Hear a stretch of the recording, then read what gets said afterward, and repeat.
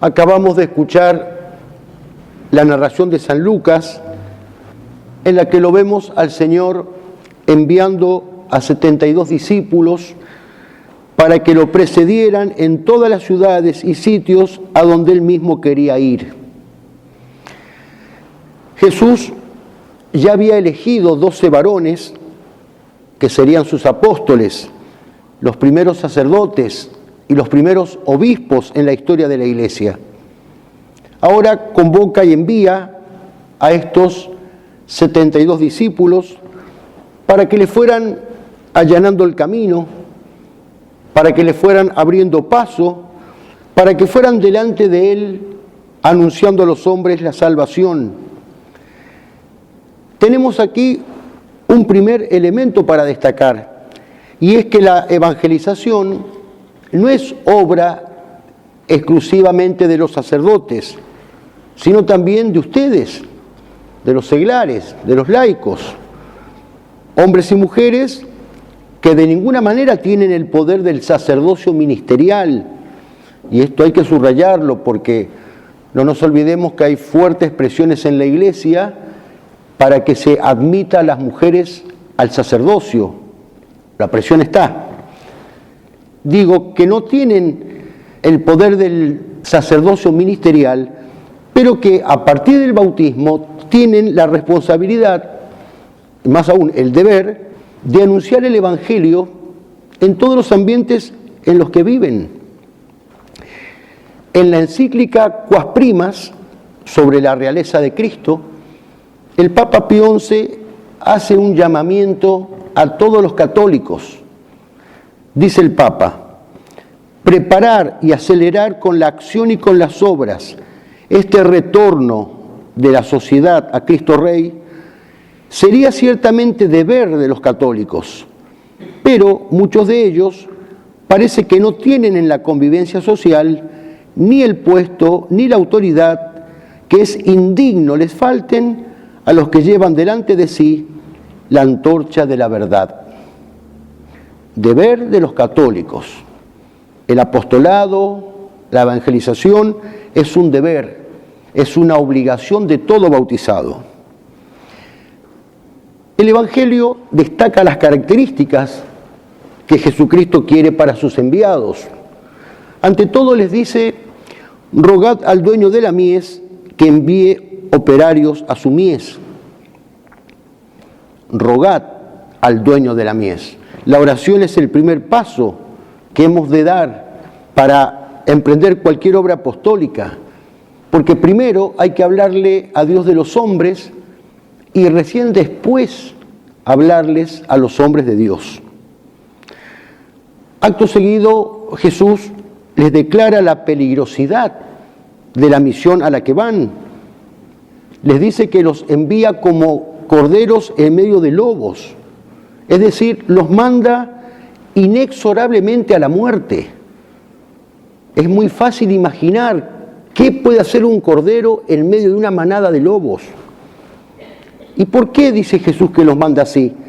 Y porque van a anunciar un mensaje que será rechazado, será odiado, será perseguido por el mundo, a tal punto que ese odio será el signo distintivo del verdadero discípulo de Cristo y la razón por la que ese discípulo se hará merecedor de una bienaventuranza.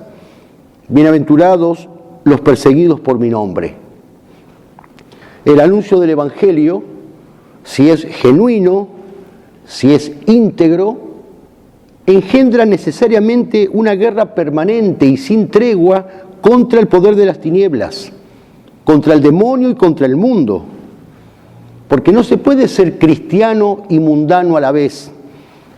Por más que se intente un cristianismo más mundano o un mundanismo más cristiano, son dos espíritus antagónicos. Hemos escuchado en la segunda lectura cómo San Pablo se los dice a los Gálatas sin rodeos: el mundo está crucificado para mí y yo estoy crucificado para el mundo. O sea, el mundo no me perdona y me hace la guerra, y yo no perdono al mundo y le hago la guerra. Con el mundo no dialogo, Al mundo lo combato. Recordemos que es uno de los tres enemigos del alma: el demonio, el mundo precisamente y la carne. Guerra santa que culminará con el triunfo definitivo de Cristo en la parusía, cuando venga al final de los tiempos. Va a decir Jesús: en el mundo tendréis tribulaciones, pero confiad, yo he vencido al mundo. Como corderos en medio de lobos. Encargo singular, comenta San Agustín, contrario a lo que haría un general que pretende la victoria. En lugar de ofrecer los medios necesarios para el triunfo, frente a la fuerza y frente a la ferocidad del enemigo, el Señor envía a su ejército débil, desarmado, sin provisiones. Los vasallos de Cristo son alistados para participar de la obra más grandiosa de la historia, que es la conquista de las almas. Y esta conquista no es obra humana, es obra divina.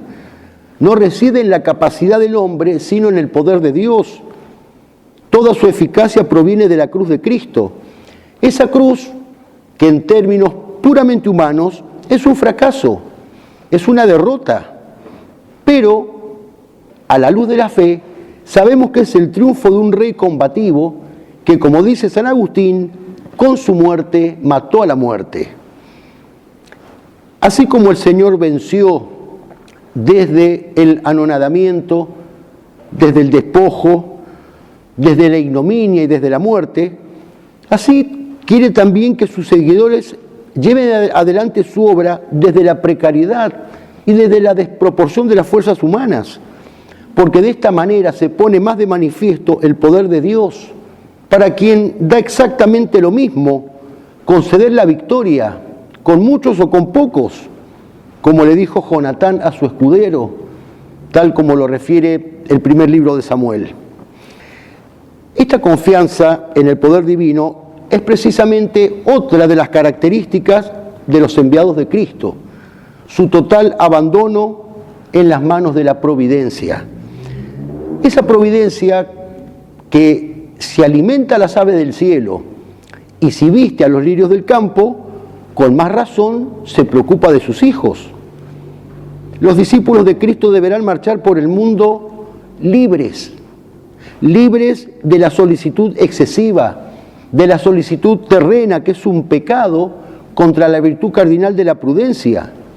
Por eso les dice Jesús: no llevéis dinero ni alforja, donde entréis comed lo que os sirvan. Este desprecio por los excesivos cuidados temporales es aquella pobreza espiritual que a uno lo hace esperar todo de Dios y que constituye otra de las bienaventuranzas. Bienaventurados los pobres de espíritu. Santo desprecio que tendrá que manifestarse también frente a aquellos que rechazan la predicación, frente a aquellos que no quieren aceptar el mensaje recibido. Cuando no os reciban, sacudid hasta el polvo de vuestros pies. Rechazo de Dios que no quedará sin castigo.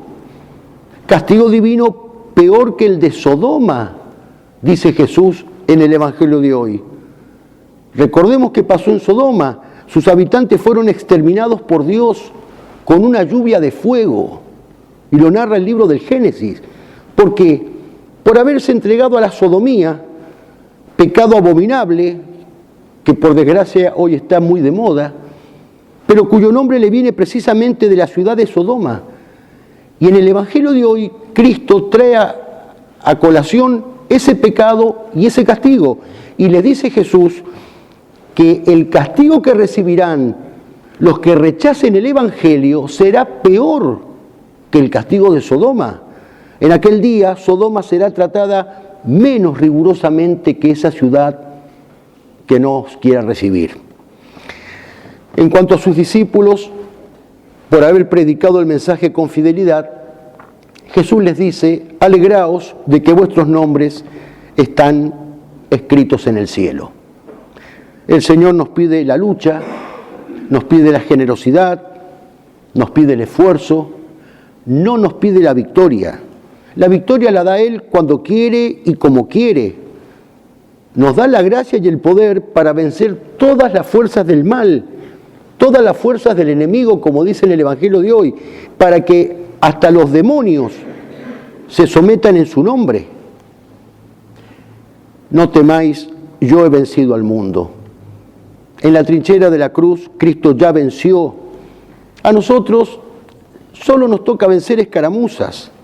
Podemos ser escuchados o no, podemos ser aceptados o rechazados, podemos ser heridos y hasta morir en la contienda, lo mismo da. El que permanece en mí y yo en él da mucho fruto. Permaneciendo en el Señor por la gracia y por la caridad, estamos participando del fruto de su victoria. Su triunfo es nuestro triunfo. Sin Él nada podemos. Con Él ya hemos vencido. La guerra ya está ganada. La vanguardia ya ha coronado su posición. Pensémoslo y pidámosle a la Virgen la gracia de la fidelidad a la vocación recibida del Señor, la gracia de ser discípulos verdaderos de Jesucristo, la gracia de anunciarlo con valentía, la gracia de la militancia fiel, la gracia de marchar al frente como corderos que siguen al Cordero, que lo siguen donde quiera que vaya, como dice el Apocalipsis. De esta manera podremos alegrarnos en medio de las pruebas, en medio del odio, en medio de las persecuciones del mundo. Podremos alegrarnos de que nuestros nombres queden para siempre escritos en el cielo. Que así sea.